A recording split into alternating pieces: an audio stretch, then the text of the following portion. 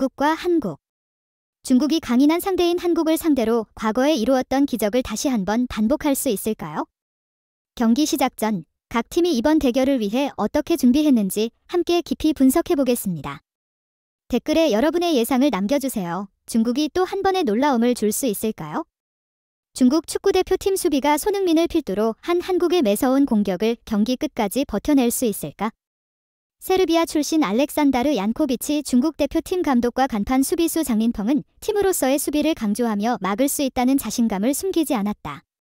중국은 오는 21일 한국 시간 오후 9시 중국 선전 유니버시아드 스포츠센터에서 열리는 2026 북중미 월드컵 아시아 2차 예선 한국과의 C조 2차전 원정 경기를 앞두고 있다. 중국은 직전 태국과의 경기에서 극적인 역전승을 거뒀다. 지난 16일 태국 방콕 라차망갈라 국립경기장에서 열린 태국과의 아시아 2차 예선 C조 1차전 경기에서 2대1 승리를 거뒀다. 전반 23분 사라흐 유엔에게 실점하며 끌려갔지만 전반 29분 우레이의 득점과 후반 29분 왕상위안의 역전골로 후반 막판 경기를 뒤집었다. 다만 한국을 상대로는 승리를 낙관하기 어렵다. 객관적인 전력에서도 한국이 크게 앞서며 한국은 싱가포르를 상대로 5대0 대승을 거두는 등 최근 분위기도 압도적이다. 역대 상대 전적도 21승 13무 2패로 한국 축구가 크게 앞선다. 중국이 기대해볼 수 있는 부분은 가장 최근에 이뤄진 한국과의 홈경기에서 승리를 챙겼다는 점이다. 중국은 지난 2017년 3월 중국 창사에서 열린 2018 러시아 월드컵 아시아 최종 예선에서 상대 공격수 위다바오의 헤더 결승골에 힘입어 한국을 1대0으로 꺾었던 경험이 있다. 다만 이후 한국과 치른 4경기에서는 1무 3패로 약세를 보였다. 중국으로서는 한국을 상대로 자신들의 경쟁력을 확인해 볼 수 있는 무대다. 2002 한일 월드컵 이후 24년 만에 월드컵 본선 진출을 노리는 중국은 아시아 지역 2차 예선에서 대한민국, 싱가포르, 태국과 함께 C조에 속했는데 지난 2022 카타르 월드컵 때 아시아 최종 예선까지 올라갔지만 B조에서 6개 팀들 중 5위를 차지하며 본선 진출을 실패했다. 2026 북중미 월드컵부터는 본선 참가국 숫자가 32개국에서 48개국으로 변경돼 아시아에 배정된 출전권도 5장에서 5장으로 늘어났기에 중국도 한결 수월하게 월드컵 진출을 꿈꿀 수 있게 됐다. 이런 상황에서 이번 2차 예선 두 번째 상대로 한국을 만나 승리하지 못하더라도 좋은 경기력을 보여준다면 향후 최종 예선까지의 상승세도 기대할 수 있다.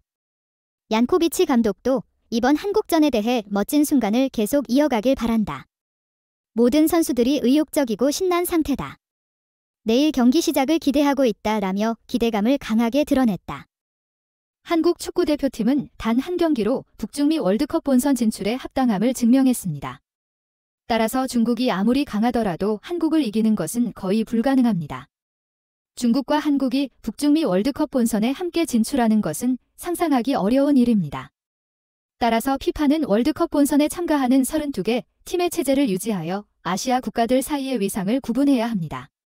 현재 세계 여러 매체들은 아시아 지역 북중미 월드컵 예선, 특히 한국이 참가하는 C조에 주목하고 있습니다. 미국의 더 애슬레틱은 한국과 중국이 각각 싱가포르와 태국을 이긴 후 열리는 2라운드 경기가 많은 네티즌의 관심을 끌고 있다고 보도했습니다. 이 경기에 네티즌이 주목하는 이유는 올 시즌 유럽에서 활약하는 한국 선수들, 특히 손흥민, 이강인, 김민재의 퍼포먼스 때문입니다. 그들은 한국이 중국을 쉽게 이기고 북중미 월드컵 본선에 직행할 수 있도록 도왔습니다. 한편 중국 대표팀의 알렉산다르 얀코비치 감독은 현지 언론과의 인터뷰에서 현재 중국의 실력이 과거에 비해 크게 향상되었으며 한국과의 경기에서 1대0 승리를 할 수 있을 것이라고 자신감을 나타냈습니다. 이로 인해 중국이 한국을 상대로 승점을 얻을 수 있을지 기대해봐야 합니다. 한국 축구대표팀의 주장 손흥민이 중국 대표팀에 대한 뜻밖의 발언으로 전 세계 축구 팬들 사이에서 화제를 모았습니다. 이 문제에 대해 자세히 알아봅시다.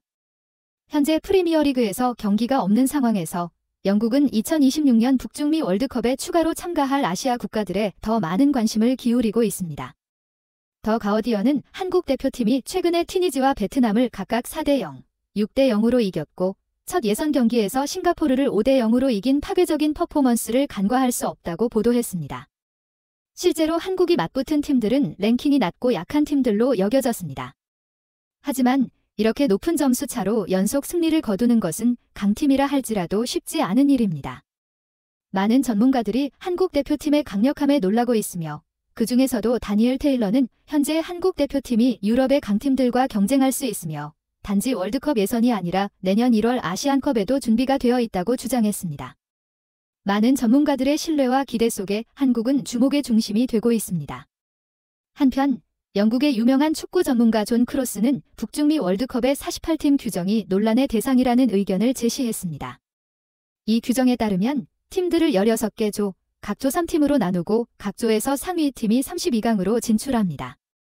그는 이 규정이 각국 간의 실력 차이를 구분하는 데 방해가 될 수 있으며 원치 않은 변수들을 많이 만들어낼 수 있다고 주장했습니다. 특히 한국과 일본 같은 아시아 국가들이 중국과 인도 같은 상대적으로 약한 팀들과 경쟁해야 할 경우 불리할 수 있다고 지적했습니다. 또한 중국 선수들의 공격적인 플레이 스타일이 경기에 예상치 못한 변수로 작용할 수 있다고 덧붙였습니다. 따라서 크로스는 피파가 기존의 32팀 규정을 유지해야 한다고 생각합니다. 레딧과 위보 같은 큰 온라인 포럼에서도 한국 대표팀에 대한 특별한 관심이 드러나고 있으며 한국이 강한 팀이며 팬들이 그들을 응원해야 한다는 의견이 많습니다. 많은 이들이 예상하기를 한국이 곧 있을 중국과의 경기에서 쉽게 승리할 것이라고 전망하고 있습니다. 영국의 데이비드 온스타인은 선수들의 건강 상태 관리와 부상 방지가 매우 중요하다고 강조했습니다. 이는 프리미어리그에서 긴 시즌을 치른 손흥민에게 특히 해당되는 사항입니다. 온스타인은 또한 월드컵 예선전을 앞두고 한국 선수들의 컨디션 유지와 집중력 유지의 중요성에 대해서도 언급했습니다. 한편 전 세계 축구 팬들은 한국 축구 대표팀의 발전을 감탄하며 지켜보고 있습니다. 특히 유럽 리그에서 활약하는 손흥민, 이강인, 김민재와 같은 선수들이 주목받고 있으며 이들의 재능과 강함이 한국이 아시아에서 가장 강한 팀 중 하나이며 심지어 전 세계적인 경쟁에서도 쟁쟁한 상대임을 증명하고 있습니다. 그러나 일부 전문가들은 한국이 자만하지 말고 게임 스타일을 지속적으로 개선해야 한다고 경고하고 있습니다. 곧 있을 중국과의 경기는 한국 대표팀의 진정한 실력을 시험하는 기회일 뿐만 아니라 중국의 공격적인 플레이 스타일에 어떻게 대응할지에 대해서도 시험대가 될 것입니다. 이 경기는 큰 도전이 될 것이지만 동시에 한국이 국제 무대에서 그들의 실력과 정실력을 증명할 수 있는 기회가 될 것입니다.